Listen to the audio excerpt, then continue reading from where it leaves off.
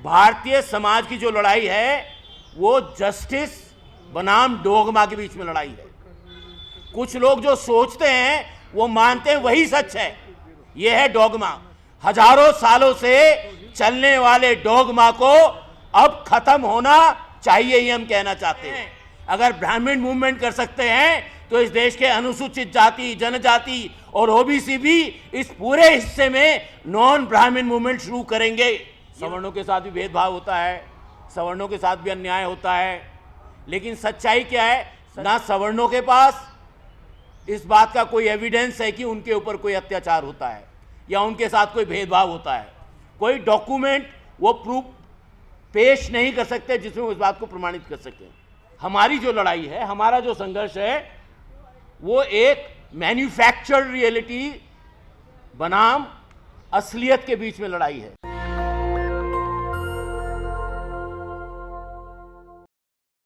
जय भीम। मेरा नाम अशोक भारती है और मैं जो ये संघर्ष के लिए समिति बनी है उसके लिए मैं national confederation of Dalit and Adivasi organisations के चेयरपर्सन की हैसियत से उनका यहाँ समर्थन करने आया हूँ। और दिल्ली विश्वविद्यालय और तमाम विश्वविद्यालयों में जो अनुसूचित जाति, जनजाति, ओबीसी छात्रों के साथ, छात्र छात्राओं के साथ जो भेदभाव होता है, हम उसके खिलाफ़ हैं और उसके खिलाफ़ जो भी संघर्ष होगा हम उनके साथ कंधे से कंधा मिलाकर न केवल यूनिवर्सिटी में लड़ेंगे बल्कि पूरे समाज को, पूरे देश में इकट्ठा करेंगे और इस अन्याय को चलने नहीं देंगे। एक बात मैं ये कहना चाहता था, मैं दो तीन छोटी छोटी बातें, मैं प्रोफेसर, बिकॉज मेरा बहुत सारा काम तो प्रोफेसर सुकुमार नायक जी ने ठीक कर दिया। मैं आपके सामने बताना चाहता हूँ कि हमारे देश में 4-5 इश्यूज़ हैं जिनको इस पूरे यूजीसी वाले मसले में हमें देखना चाहिए। ये पूरा एक क्रिएटेड परसेप्शन और रियलिटीज़ के बीच में संघर्ष है। ये परसेप्शन इस देश के brahmanical intellectuals supported by the media, financed by the capital and supported by their political leaders ने क्रिएट किया है। क्रिएटेड परसेप्शन क्या है? सवर्णों के साथ भी भेदभाव होता है, सवर्णों के साथ भी अन्याय होता है, लेकिन सच्चाई क्या है? सच्चाई वो है जो प्रोफेसर सुकुमार नायक ने बताया कि हमारे पास ना सवर्णों के पास इस बात का कोई एविडेंस है कि उनके ऊपर कोई अत्याचार होता है या उनके साथ कोई भेदभाव होता है। कोई डॉक्यूमेंट वो प्रूफ पेश नहीं कर सकते जिसमें उस बात को प्रमाणित कर सकें। तो हमारी जो लड़ाई है, हमारा जो संघर्ष है, वो एक मैन्युफैक्चर्ड रियलिटी बनाम असलियत के बीच में लड़ाई है, एक चीज़। दूसरी बात मैं कहना चाहता हूँ कि जो हमने ये यूजीसी के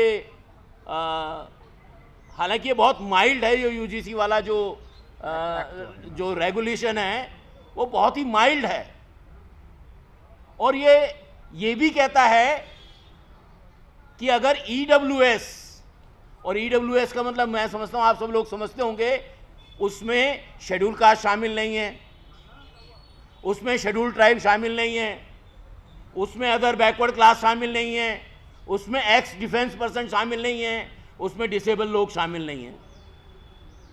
ईडब्ल्यूएस भी डिस्क्रिमिनेशन का शिकार हो सकता है, ये इस रेगुलेशन के ऑब्जेक्टिव में लिखा है, उसके बाद ही ह्यू एंड क्राई है। तो दूसरी बात जो मैं कहना चाहता हूँ, ये हमारी जो लड़ाई है, भारतीय समाज की जो लड़ाई है, ये शेड्यूल कास्ट शेड्यूल ट्राइब की लड़ाई नहीं है।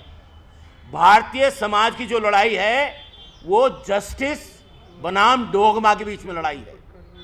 कुछ लोग जो सोचते हैं वो मानते हैं वही सच है, ये है डोगमा। तो ये, और हम जस्टिस के साथ हैं, हम डोगमा के साथ नहीं हैं।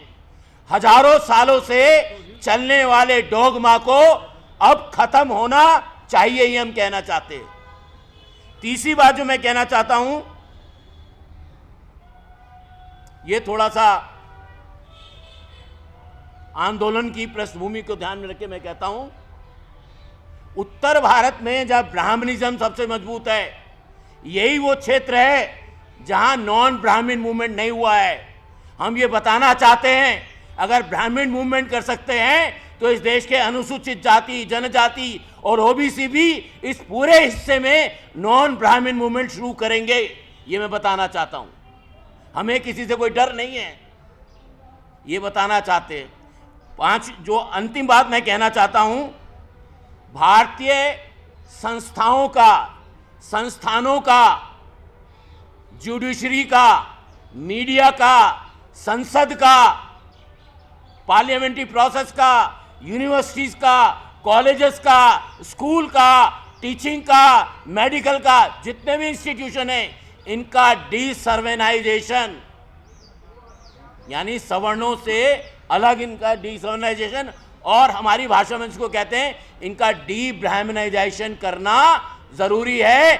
अगर इन संस्थानों का डी ब्राह्मणाइजेशन नहीं करेंगे, ये देश हमेशा जाति के नाम पे लड़ता रहेगा। धन्यवाद। जय भीम, जय भारत।